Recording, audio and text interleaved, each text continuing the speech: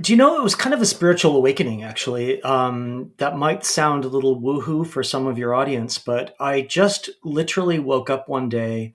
I had this moment of realization that everything I had done for 15 years was not serving me, not feeding me, not nourishing my soul.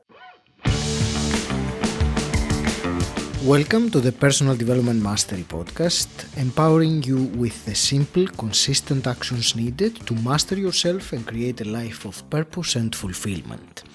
I'm your host, Agi Keramidas, and my mission is simple, to inspire you to take action towards a fulfilling life.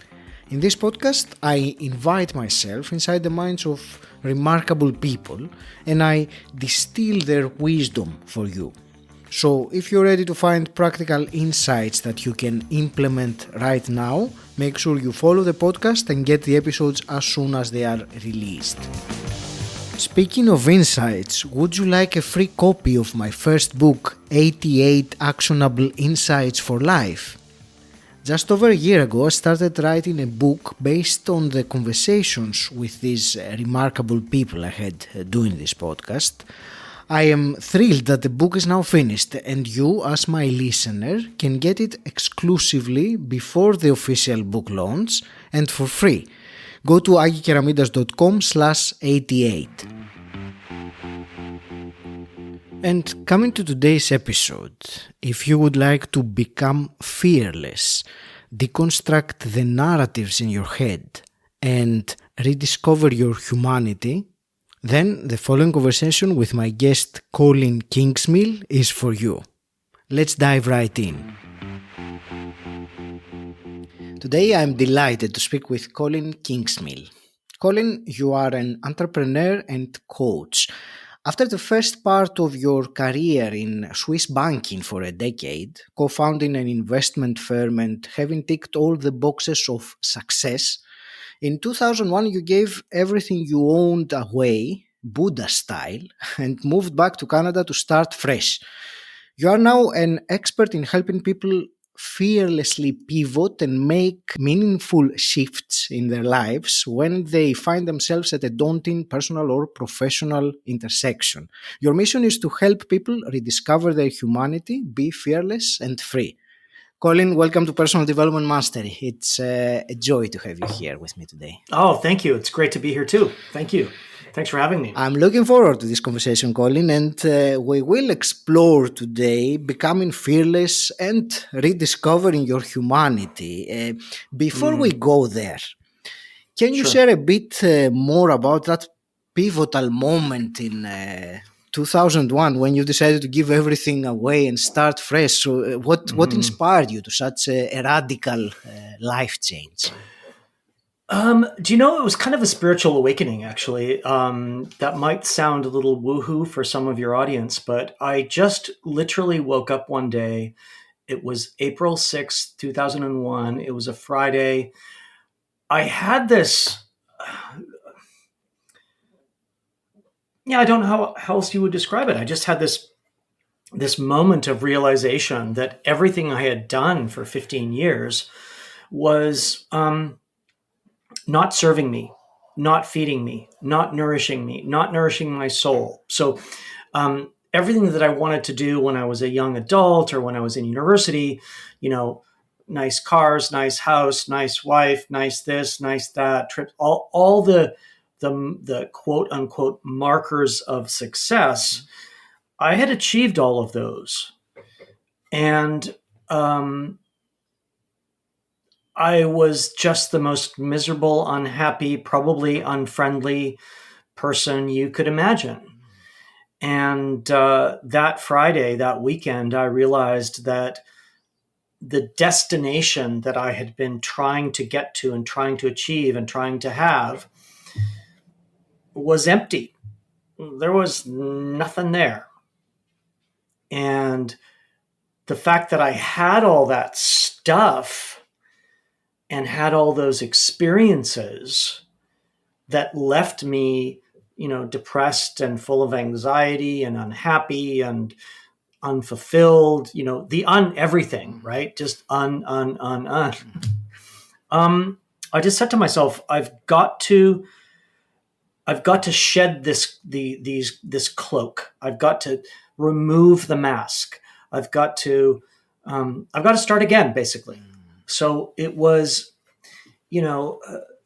many people in life get hit by something that will stop them in their tracks, right? Whether it's medical or whether it's mental or whatever, right? Divorce. I mean, there's many variations of the theme that I had, but I certainly got stopped in my tracks, and something told me that I needed to start over, and that's what I did. So I gave everything away. I gave mountains of Italian clothing to my colleagues that were going to stay in banking. I gave, Cartier watches to my cleaning lady. I wish she would. I'd love to hear from her again. I can't remember, but I gave stuff. I gave everything away, and it was really liberating. Aggie. It was like, wow, this is just such a relief. That I don't need all that stuff, and I decided to move back to somewhere. At the time anyway, that I thought was healthy and close to nature and close to old friends. So I moved back to Vancouver after 10 or 12 years in Europe. Mm-hmm. I'm curious. That's the first time I did it again. That Friday that you said you had that spiritual awakening. Yep. What was there something happening, something in particular? Were you doing something in particular? I mean, did it happen during meditation, during math, or? Look, I actually did, and I actually did something called rebirthing. Okay. And rebirthing, look, I was so not into all of this stuff. I had no idea. I didn't know about yoga. I didn't know about meditation. I didn't know about spirituality. I didn't know about mindfulness. Nothing. Okay. But friends of mine dragged me to these things like Reiki classes, and they're like, "You're too stressed out, man. You're going to have a heart attack. You're going to die. And you're 32 years old or 35 or whatever I was." Right. And they took me to this rebirthing session, and which is designed to regulate your breath. Right. And obviously today breath work has become much more mainstream, but at the time it wasn't. And I'm like, "Oh, regulate your breath. What are you talking about?" I'm like, "I breathe just fine." And I had something that they called a past life regression. So it was designed as a breathwork exercise, and it turned into past life regression. I saw all of these lives. I was in them. I had no idea how to explain it. So I went to my psychiatrist, who also happened to be a historian, a Buddhist, a military jet fighter, and a psychiatrist. So he had this really well-rounded education, I guess, and experience. And he said, "Well, look, the thing that you're describing, that's between Morocco and Algiers, and the other thing you're describing, that's in Turkey, and the other thing you're describing, that's in southern Italy. It's not in England." So I came out of that and I was like, "Oh, okay. So I don't have to prove anything to anybody in this lifetime." I know that sounds probably totally weird, but up until that age, I was trying to prove something to everybody, right? And I think a lot of people get into that trap of having to prove something to somebody. And I know where that origin story came from. I know how I got there. I wanted to be the antithesis of what I was when I grew up. So I did the antithesis, and proving something to everybody except myself, maybe, of who I was and what I could be, and why you needed to love me, and that whole healing, that whole core wound of unworthiness, right? So that was really the trigger event, which I don't often go into, but it was this, here's this Swiss banker dude who had never done anything metaphysical, and all of a sudden it's like, "Oh wow, hold on, wait, I have more time." I actually came out of that going, I have more time. So stop rushing, basically. If that makes sense. It does. And, those trigger events like the one that you described, I enjoy hearing them because I think they happen to many and they really have the power to shift their life. They can be on different experiences or at different settings. So that's why I'm always intrigued to find out about that transition point, that tipping point that things turned around. And there were two things that I highlighted from what you said in the story, and the one was that you said that you realize that you don't have to prove anything to anyone, and I think I can resonate with with that, and I think many listening now can, at least to some level, resonate to that. Maybe they have not admitted it to themselves that this is a driver or the main driver behind what they're doing. But I think so. I'm letting this sink in for a moment. That's why I'm repeating it for someone listening to maybe consider whether trying to prove something is a motivator behind their actions. Oh yeah, baby. I mean, yes, right? Like so in the subsequent years I've been doing a lot of coaching, right? Yeah.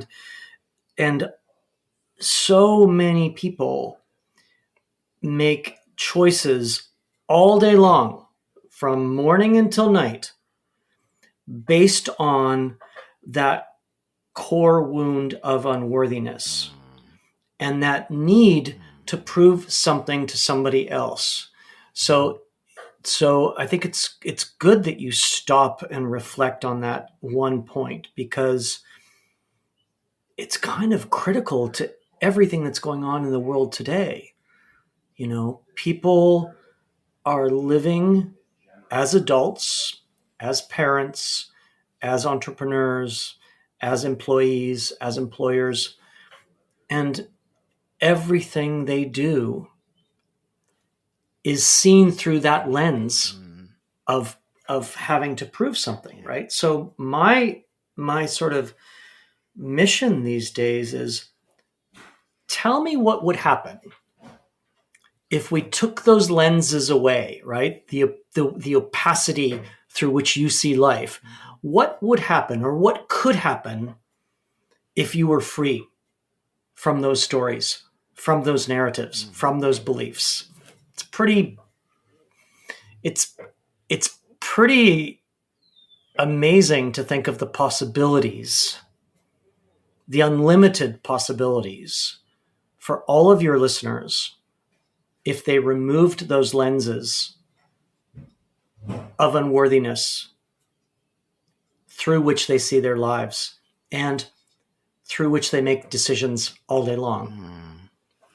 So that's not my challenge, that's my mission, really. If you are enjoying this episode, you will find great value and implementable tools in my book, 88 Actionable Insights for Life. As my listener, you can get the book for free and exclusively before its official public launch.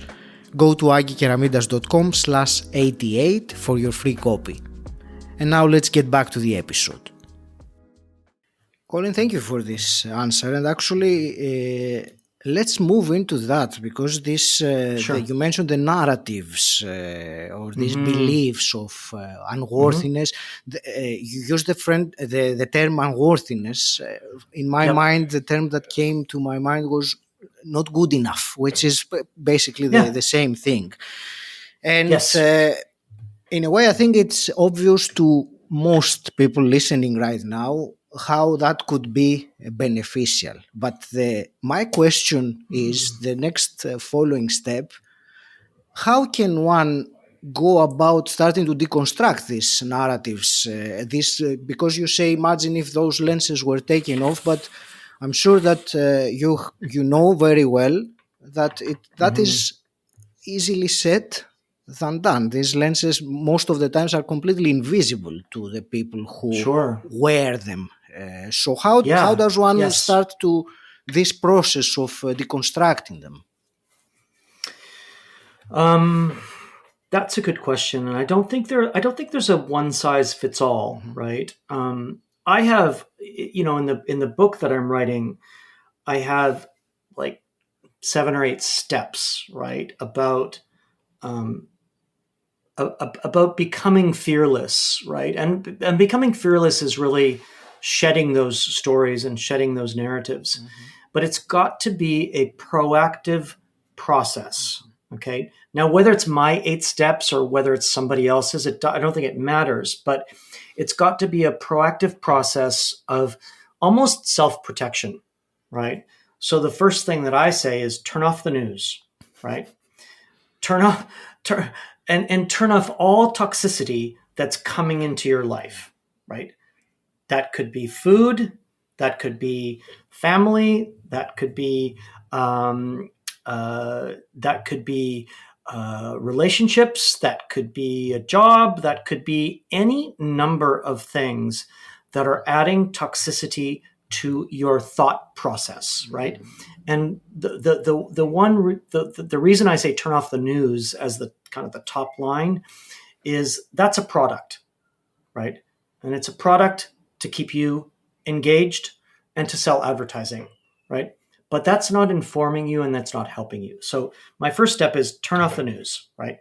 The second step to me is start to listen to yourself. And I think you kind of hinted on this before, that our body is always sending us messages, right? Now, the mind may be saying something else, like, oh, push through this. And, oh, yeah, you mentioned it before about entrepreneurs. Oh, no, I was talking to somebody else earlier about, entrepreneurs or founders pushing themselves and pushing themselves and pushing themselves without self-care, right? So you've got to listen to yourself. You've got to listen to your body. You've got to listen to the messages that it's sending you. My next step, if you want, is how do I say this? Design a picture of the life that you want, the life that you really want, right? I think so often we're conned to believe that we are not the designers, we're not the architects of our life, right? We're not responsible for our thoughts. We're not responsible for the stories or the ideas that come into our head. Well, we are, right? So own it, but design what you want, right? And then once you've designed and I've got my vision boards over here. I've got like you design it, right?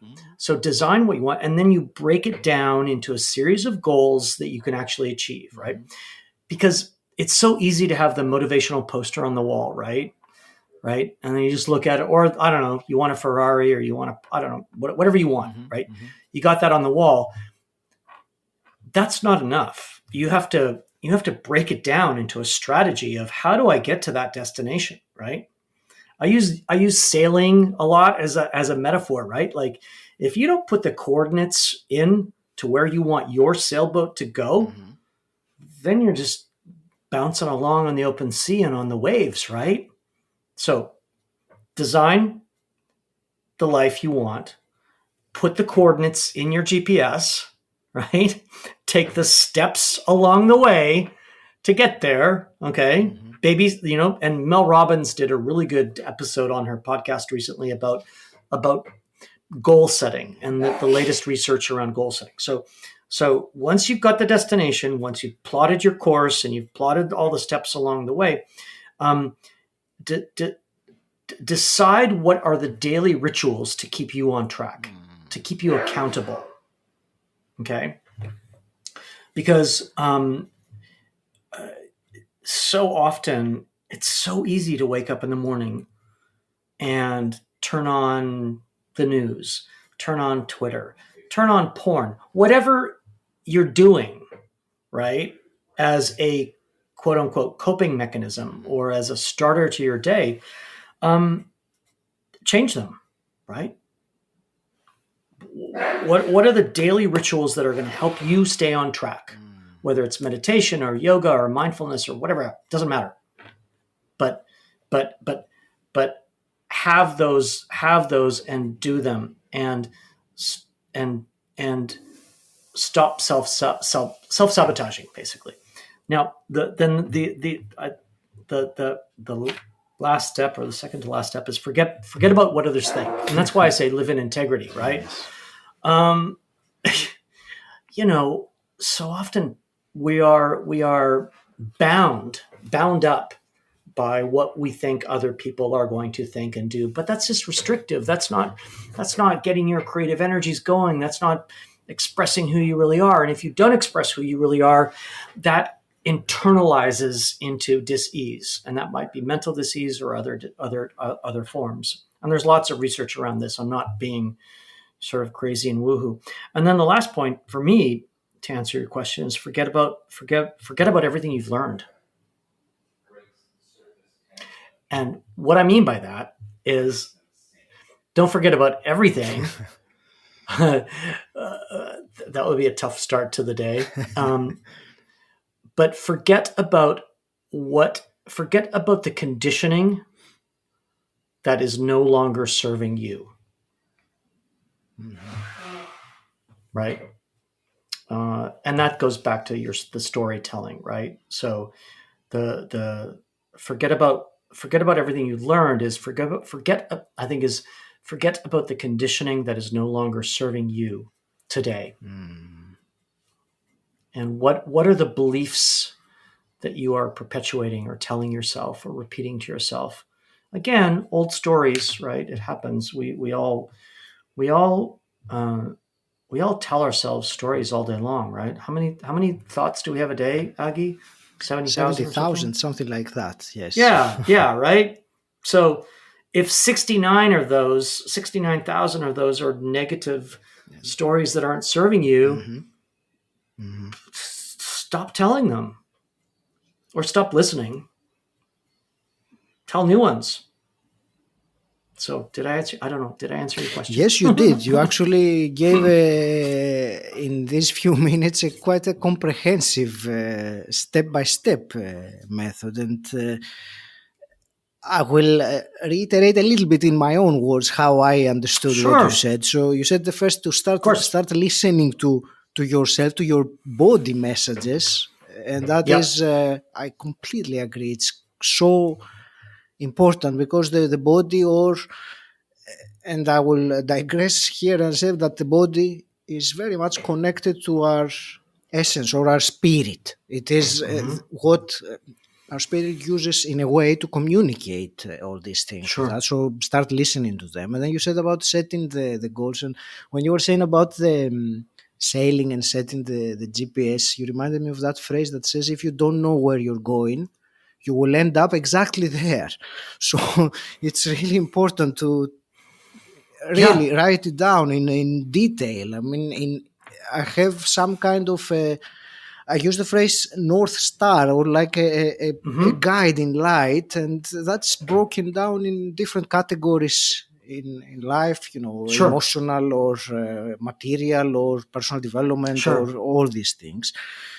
And then you said about deciding the daily rituals that you need to implement, or the ones that you need to delete or change or improve. I think the word improve also is important.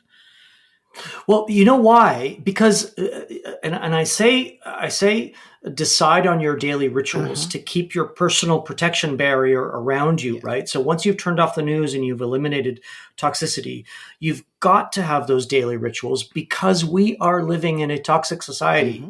We are bombarded left, right, and center. You just have to walk out the front door of your house and you are bombarded with messaging all day long that is gonna try and deviate you from your North Star, right? Yeah.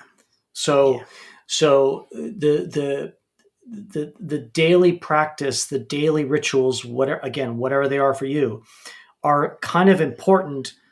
They're not kind of important. They're fundamental to protect yourself from what is going on in a very hyper novel society that our human biology is not accustomed to yet. So that's why I think those are so important, right? Absolutely. Absolutely. It's not just like, oh, go do yoga. It's no, you're doing this for a purpose, right? Yeah, and for each person that would be different. It's not like Yeah. one recipe. I say sometimes that if there was one particular recipe or action or solution to everyone's problems, then we would know it by now. But Mm-hmm. each of us has an individual path, individual challenges, and individual steps that they need to take. So yes, your answer was, I believe, very comprehensive in this short amount of time. So thank you for that. Yeah, Uh, you're welcome. there is one other thing you say, Colin, and that Mm. is, you mentioned it earlier on the beginning of the conversation, and that was Yeah. rediscovering your humanity. So I want to ask you, first of all, Mm. how do you mean that? And second, how does that connect with what we're talking about, what we have been talking about just now? Sure. So I think I think in today's modern culture, at least in the West, we are surrounded with distractions, Mhm. right? We're surrounded with distractions that are dividing us, that are um, hurting us, that are making us sick. All you have to look at is things like food, okay, and and how damaging something like, well, we don't have to get into it, but just think about food or politics or identity politics or the culture war or whatever. It's all dividing us, Mhm. right? Mhm. Or even you think about diversity, equity, and inclusion, which is quite popular these days. What if we thought about the fact that we are all one species on a little rock flying at 1,670 kilometers an hour on its axis through something called the universe? Okay. How would you, how would I, how would others approach life if we came from that perspective, right? Mhm. Of we're all one, we're a bunch of little things on a rock. Can we all remember that? And I think if we started to do that, that would trickle down into how corporations feed us, how big pharma medicates us, how people start or finish wars, how cultural division occurs, how genders, have gone all over the place. I'm just saying, can we get back to the center of us being one population on a rock? So for me, it's really about, I mean, another way you could say that is get some perspective, right? Get some perspective on what's going on and rise above the day to day war on whatever the latest war is on culture or gender or human. There's so many of them, right? Um, it's like we're just one. We're just one population, one humanity on a little rock. And I think, what was that? What was the satellite? I forget which satellite it is that's taking photos from 3 gajillion miles away. I should know the answer, but you know, honestly, like, get some perspective. And once you get some perspective, you can be kinder to yourself, kinder to your neighbor, kinder to the person down the street, kinder to the person of a different color or a different ethnicity or a different background or a different anything. If we treat a baseline of humanity as our starting point, um, as opposed to a reason to to find division. That's what I mean by rediscover your humanity. And if you take the rediscovery of humanity and you blend it with living in integrity, so being who you really are, right? And also kind of exercising your purpose and your power, right, on this planet, and your and so if you blend it with that, and then you become fearless. Well, that to me says you can become unlimited, and you become limitless, and you can serve this world, right, as opposed to be a victim of it, right? And if you're serving this world, then in my modest opinion, you become free from psychological suffering. So they're all interconnected, you see, for me anyway. This perspective that you mentioned of who we are, I have experienced it, that shift in the perspective when I'm in a very tall building, like the Shard in London or the Burj Khalifa in Dubai. When you are in Yep. 100th floor and you look down, Just it really scary. makes you realize. Well, that's another thing, Yes. but We don't go there. It makes you realize. Personally, I love heights, but let's not go into that. But it's that perspective of realizing how small everything is when you look from that point of view, and equally that is also you. So rather than having our ego being all the time inflated or saying I, me, all this all the time, that perspective, I was just that came to my mind when you were talking about the realizing that we are all beings on a rock flying in space. I like that analogy, though. I might use that. Go up to the top floor of the Shard and see how big you feel. Yeah, it's very difficult to when you look down and you see people, humans are like ants or even smaller than that. That's exactly who we are also from when someone looks from above. But we tend to forget that, don't we? And we just think that I think so. All the universe revolves around us and everything that we do, which brings us back to some of the other things you were talking about. Yeah,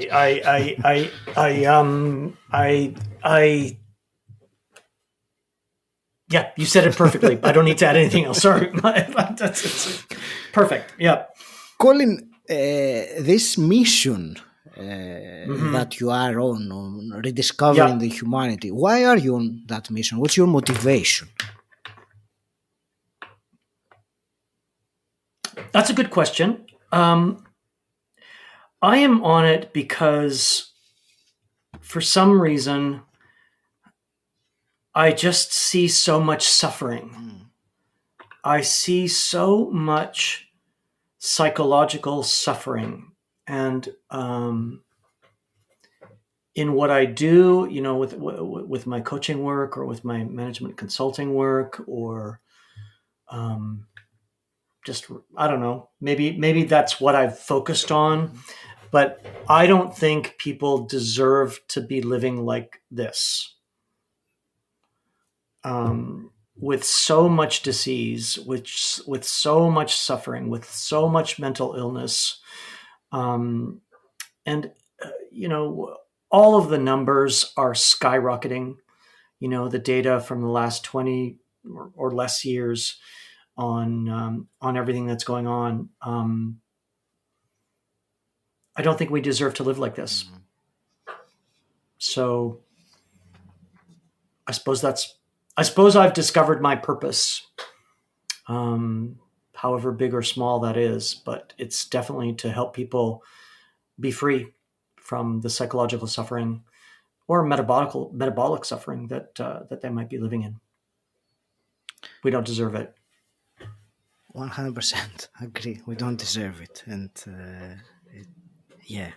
that's a huge topic on its own, Colin. So I'll probably leave that alone for now. We can do another. we can do another call anytime you want on the state of humanity. Yes. Colin, I'm always big on giving to the listeners something actionable as result or as a conclusion of the conversation in some way. So what's one piece of advice or one simple practice that our listener can incorporate, implement into their life today or tomorrow morning so that they can begin that journey towards fearless living that you said earlier? Sure. You know what I would say is, first of all, it doesn't have to be like this. So recognize that, okay?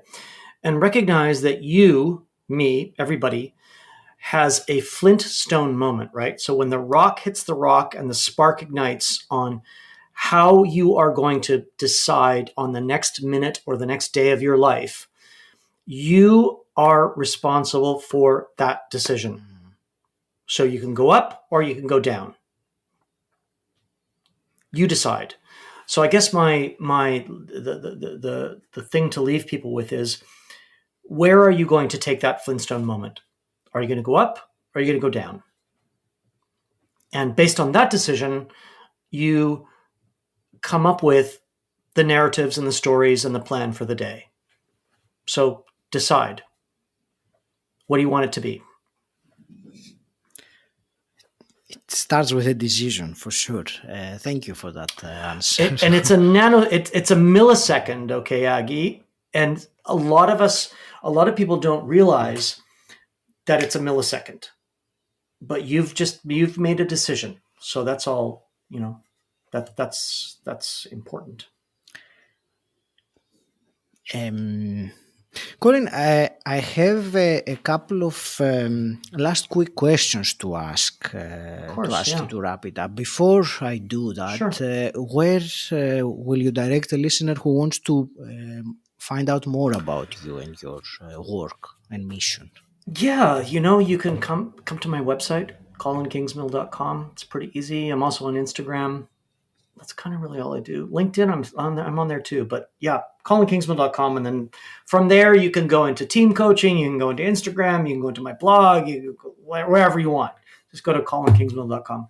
Awesome. Thank you. And my two quick fire questions, which I always ask my guests. The first one is, what does personal development mean to you? It means freedom.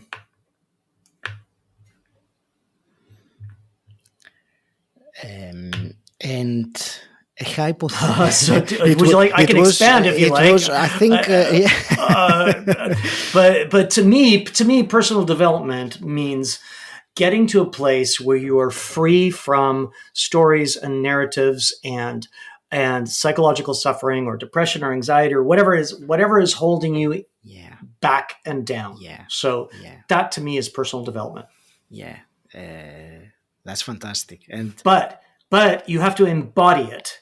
You can't just know about it, right? So don't just read the books and, have Eckhart Tolle on your desk and read it 10 times over. Power of Now is great, but you need to embody it, okay?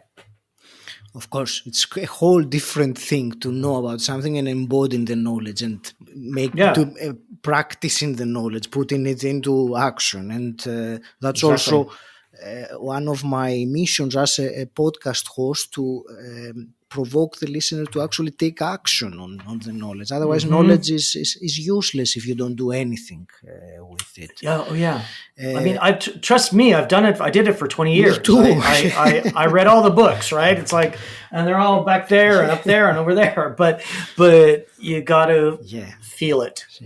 There is.